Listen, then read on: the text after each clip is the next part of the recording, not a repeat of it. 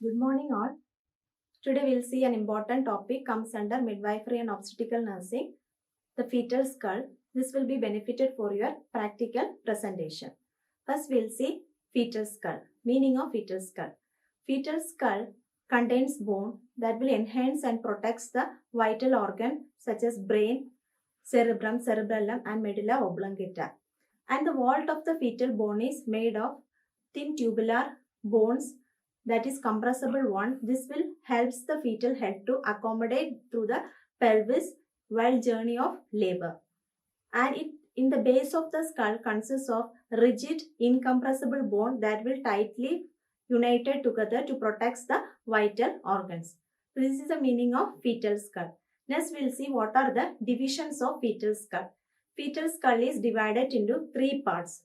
First one is vault, next face, then here you can see base. Vault, face and base. So foremost we'll see the topic of vault. So vault, it is like a dome shaped structure. So when we draw an imaginary line from the supraorbital ridges to the nape of the neck. Supraorbital ridges to the nape of the neck. So this much portion is known as the vault. Vault is dome shape. So here first we'll see what are the bones that is present in the vault. So anteriorly the bones are frontal bone. So here you can see frontal bone. This bone after the birth of the baby at 8 years, this will unite together to form a single bone. And laterally you can see two parietal bone. So here one parietal bone, this is the parietal bone, two parietal bone. And down to the parietal bone you can see temporal bone. Here you can notice the temporal bone. Here also you can see the temporal bone. And posteriorly you can see one bone is there. This is known as the occiput. So vault consists of two frontal bone, then next two parietal bone, then next occiput and temporal bone. And these bones have ossification center. In parietal bone, middle of the parietal bone, the ossification center is known as parietal eminence. So you can see either side of the parietal bone, parietal eminence are there. Here on parietal eminence and here also parietal eminence. And posteriorly in occiput, the middle of the occiput, ossification center is there, that is occipital protuberance. Then next we have to see about what are the sutures. Sutures are the cranial joints that will connect the two bones. So here if you see anteriorly you can see frontal suture. This is known as the frontal suture. Two frontal bones are joined together by frontal suture. Then next you can see coronal suture. This is the coronal suture. The coronal suture lies between the frontal bone and the parietal bone. Then next one is longitudinal suture. Longitudinal suture is otherwise known as the sagittal suture. This lies between the two parietal bones. And posteriorly you can notice the lambdoid suture. This is the lambdoid suture. This suture lies between the parietal bone and the occiput bone. So these are the sutures comes inside the vault. Next we will see what is the fontanelle. In fetal skull, two fontanelles are there, anterior fontanelle and posterior fontanelle. The fontanelle are formed by joining the sutures. So first we will detailedly see what is meant by anterior fontanelle. This anterior fontanelle is otherwise known as bregma. The shape of the anterior fontanelle is kite shape or diamond shape. And this is formed by frontal bone and temporal bone. And this fontanelle are formed by sutures such as frontal suture, two coronal suture and sagittal suture. And this fontanelle, if you see, the length of the fontanelle is 3 to 4 centimeter and the width of the fontanelle is 1.5 to 2 centimeter. And this will be, the floor of the fontanelle will be membranous and this will be closes at 1.5 years or 18 months. During the molding process, the bones will not overriding in the anterior fontanelle. So these are the significance of anterior fontanelle. Next we will see posterior fontanelle. You can see back side of the fetal skull, that is meant by posterior. Posterior part of the fetal skull, another fontanelle is there, that is known as posterior fontanelle. This fontanelle is otherwise known as lambda. Because of the Greek letter size, it is lambda. It is triangular in shape, and this is formed by two bones are that it is parietal bone and occiput bone. And the sutures are sagittal suture. Then next one is lambdoid suture. So here I told this is triangular in shape, and if you see the length is 1.2 centimeter and width also 1.2 centimeters. And this floor will be membranous earlier, then it will go as a bony in nature. The floor will be bony in nature. And if you see when it will be closest, this will be closest at the full term, or you can see 6 weeks or within 1.5 months this will be closed. So these are the difference between anterior fontanelle and posterior fontanelle. So suture significance, if you see during the labor, while doing vaginal examination, with the help of suture we can identify whether the descent of the head, what is the position of the head, whether the internal rotation of the head takes place or not. And what is the significance of anterior fontanelle? In anterior fontanelle, we can identify by palpating the fontanelle whether there is any enlargement, that is elevation of fontanelle, that can leads to increased intracranial pressure. Depression of the fontanelle, that indicates the dehydration. And any rare conditions for identifying the pH or collection of blood, exchange, transfusion, this can be used. And we can go with the pulsation, noting the pulsation in the anterior fontanelle. And this bones will be overlying, that the process is known as the molding, in order to accommodate during the labor through the birth canal. So these are the major significance that comes under the sutures and the fontanelle. So this all comes under vault. So vault we have discussed about bones, sutures and fontanelle. Then next we will see face. So what is face? Face, that is starts from root of the neck, that is the root of the nose, that is the glabella and the supraorbital ridges, and it can comes and lie near the mentum. What is meant by mentum? Means chin. Okay, the face is bonded by glabella, that is root of the nose, then supraorbital ridges and chin. So if you see the face formed by 14 tightly united bones. This structure is known as eye socket or orbit.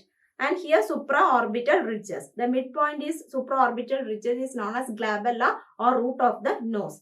So here you can see ethmoid bone, then next lacrimal bone, nasal bone, vomer bone and zygomatic bone, maxilla and mandible. So these are the bones that formed in the face.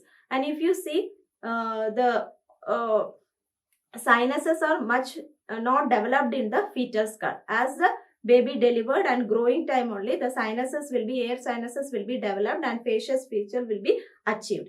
So these are the points that comes under the face. And third part of the division is base. So this is the base of the skull. So base of the skull formed of tightly united, less compressible bones that is rigidly attached in order to protect the brain and the medulla oblongata. And if you see here, hole is there. This is known as the foramina magnum. So through this foramina magnum, the spinal cord will be connected, the vertebra will be connected, and this will have a support. So these are the divisions that comes under the fetal skull. One is vault, another one is face, then next one is face. So next we will see what are the regions that comes under the skull. Regions are first occiput, then next vertex, then next sinciput, and fourth one is face. First we will see occiput. Occiput, the place that is situated posteriorly to the fetal skull. Thus, this portion is known as the occiput. So what are the imaginary lines that comes under the occiput? So here you can see posterior fontanelle and lambdoid suture. Then next you can see the nape of the neck, the point below the suboccipital protuberance. So this region is known as the occiput. So occiput, below the occiput, the ossification center is there, that is occipital protuberance. Below the occipital protuberance, the region is known as suboccipital protuberance. So these are the features that comes under the occiput. The next one is vertex. Second region is vertex. So here you can see this portion is known as the vertex. So vertex is quadriangular in shape. Quadriangular in shape, the vertex. The vertex is formed of anterior fontanelle, posterior fontanelle, sagittal suture, coronal suture and parietal eminence. So this portion is known as vertex. So vertex, the highest point of the vertex, that is middle point of the sagittal suture. Then next we'll see third point of region is sinciput. Sinciput is otherwise known as forehead. This sinciput is formed by coronal suture. So you can see here coronal sutures, then anterior part of anterior fontanelle, then next supraorbital ridges and the glabella. Okay, midpoint of the supraorbital ridge. So this portion is known as the sinciput or the forehead. And last one is fourth point is face. Face already we discussed. This starts from the nape of the neck, that is root of the nose, supraorbital ridges and to the chin. So this portion is known as the face. So these are the regions comes under the fetal skull: occiput, vertex, sinciput and face. So next we will see what are the landmarks that comes under the fetal skull. So landmark, if you see, first one is suboccipital protuberance, that is below the occiput region. The next one is occiput. Next one is, if you see, that is the midpoint of the sagittal suture. Midpoint of the sagittal suture. Then next, two parietal eminence. Then next, distance between two parietal eminence. Then next, distance between farthest point of the two coronal sutures. The next one is sinciput. Then next, if you see, midpoint of the frontal suture. The next one is chin. Then next, submentum. Chin is otherwise known as mentum and other point is submentum. So these are the points that comes under the landmarks of the fetal skull. So last we will discussed about what are the diameters that comes under the fetal skull. Fetal skull consists of 8 diameters, 6 anterior posterior diameter and 2 transverse diameters are there. So first we will see anterior posterior diameter. So anterior posterior diameter, first diameter is suboccipitobregmatic. Suboccipitobregmatic, that lies below the suboccipito protuberance to the highest point of the bregma. So this is anterior fontanelle, is otherwise known as bregma. The middle portion of the bregma. So it lies below the suboccipito protuberance to the highest point of the bregma. So this is 9.5 centimeter. Then next one is suboccipitofrontal. That is, it lies below the suboccipito protuberance to the midpoint of the frontal sutures. So this is 10 centimeter. The next one is occipitofrontal. The points that lies between the occiput to the midpoint of the frontal suture. So here the centimeter is 11.5 centimeter. So suboccipitobregmatic in a completely flexion of the head, suboccipitofrontal slight deflection, then occipitofrontal complete deflection of the head. The next we will see other 3 diameters, AP diameter, that is mendovertex. Mendovertex, it is the longest diameter of the fetal skull. So here you can see mentum is otherwise known as chin. So mendovertex means the point that lies between the mentum to the highest point of the vertex. Vertex highest point where the middle of the sagittal suture. Mendovertex, the point lies between mentum to the highest point of the vertex, that is 13.5 centimeter. Then a submendovertex. Submendo below the chin or below the mentum. That is a point that joins between the chin and the neck. So it lies below the chin to the highest point of the vertex. So this is, if you see, 13.5 centimeter mendovertex. Submendovertex is 11.5 centimeter. The next one is mendovertex, submendobregmatic. Submendobregmatic, that will start from below the mentum to the highest point of the bregma, that is 9.5 centimeter. So these are the AP diameters. The next one is transverse diameter. Transverse diameter, first diameter is bitemporal diameter. Bitemporal diameter, that is the farthest point of the coronal sutures, that is 8.2 centimeter. The next one is biparietal diameter, that is the farthest point of the parietal eminence, that is 9.5 centimeter. So these are the diameters that comes under the fetal skull. So today we have seen in the presentation of fetal skull, meaning of the fetal skull. The next, what are the regions that comes, divisions that comes under the fetal skull. The next regions of the fetal skull. In the vault, we have seen about the bones, sutures and the fontanelle. Landmarks are the fetal skull. What are the difference of anterior fontanelle, posterior fontanelle, and we have seen the anterior posterior diameter and the transverse diameter. Thank you all.